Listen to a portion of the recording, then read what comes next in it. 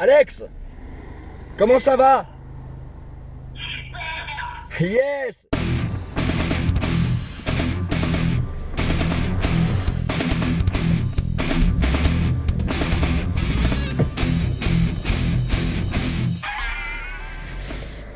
Alexandre, comment ça va? Ça va, super. Ouais, salut, c'est Siro, bienvenue sur Music Your Life. Donc, j'ai pas trop le temps de faire de vidéos en ce moment. Là, déjà, je suis en bagnole, je file en répète.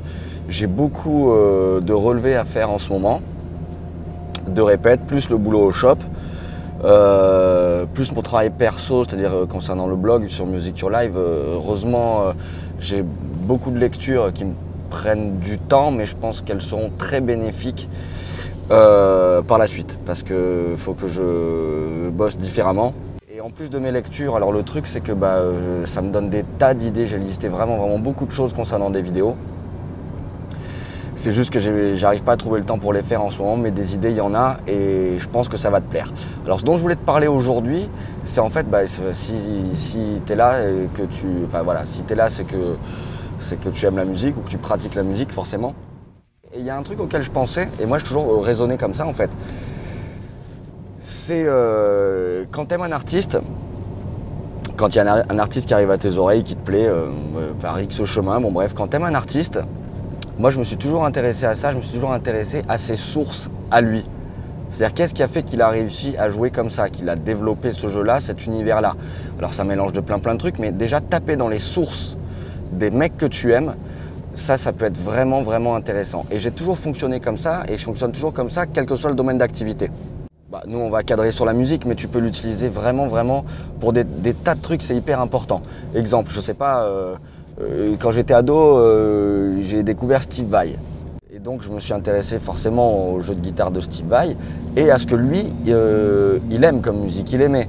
Et c'est là que, en remontant, je suis arrivé sur Prince et Frank Zappa, par exemple. Et Frank Zappa a été une de mes plus grandes sources d'influence, quoi. Voilà, j'ai eu un groupe pendant plus de 10 ans où on bossait du Zappa, on relevait tout d'oreille, on écrivait tout pour les cuivres, les percus classiques, pour tout le monde.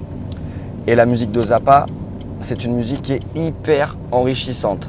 Déjà, ça m'a permis de jouer avec des musiciens qui étaient très bons, donc toujours me faire tirer vers le haut, qui avaient déjà leur prix du conservatoire et tout. Je te parle de ça, j'avais 18 ans, voilà.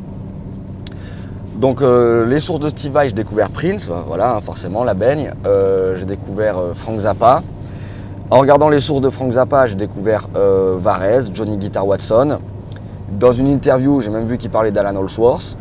Donc voilà, et petit à petit, en fait, comme ça, tu vas te créer un univers et tu vas connaître plein de trucs en musique. Alors il n'y aura peut-être pas tout qui va te toucher, mais au moins ce sera arrivé à tes oreilles et ça c'est important. Donc voilà, ça c'était juste petite vidéo comme ça. Quand j'ai le temps, je vais faire j'ai listé plein de petites idées comme ça qui sont vachement sympas. Donc quand tu t'intéresses à un artiste, regarde ses sources à lui. Comme ça, en plus, tu pourras vraiment capter. Ce qui est intéressant, c'est que tu peux capter comment lui il a développé son univers, surtout si son univers te touche, sans toi forcément faire du copier-coller de l'artiste que tu aimes en question et pour proposer du sous-machin.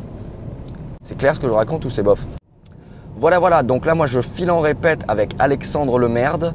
On a créé la page Facebook aujourd'hui, donc c'est rigolo, je t'invite à aller la liker, voilà. Tout comme s'il y a des liens, des choses intéressantes, je les mettrai dans la description sous cette vidéo comme d'habitude. Et puis voilà, hein, à très vite sur Music Your Life. Bye.